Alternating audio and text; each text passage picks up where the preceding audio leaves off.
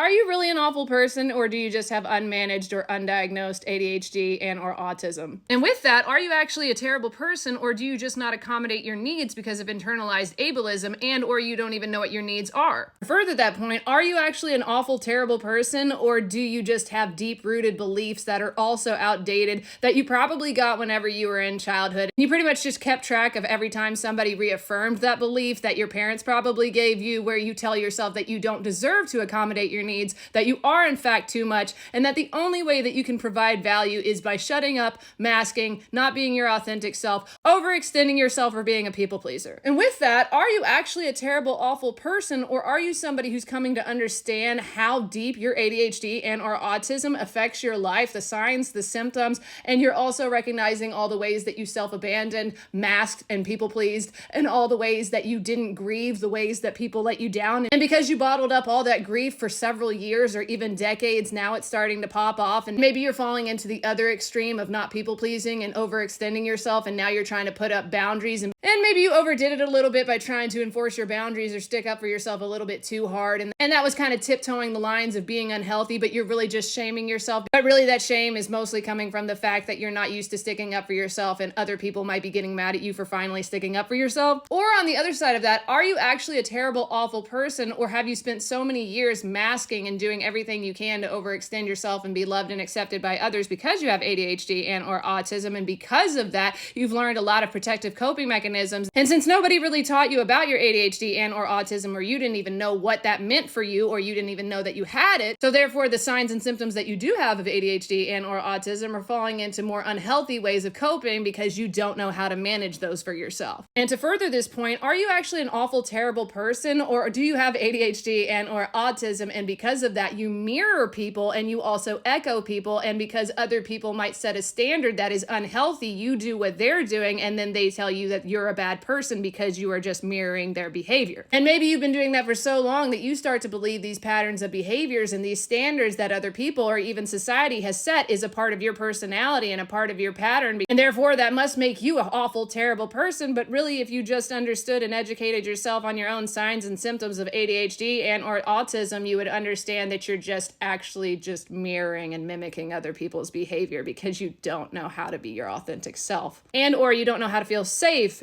being your authentic, unmasked self. I don't know, just a thought. Anyway, I hope that helps at least one person. My name's Sarah. I'm your favorite self-experimenting coach or companion, and I help get people reacquainted with who they most authentically are. You're an amazing person, and I hope you have the best day.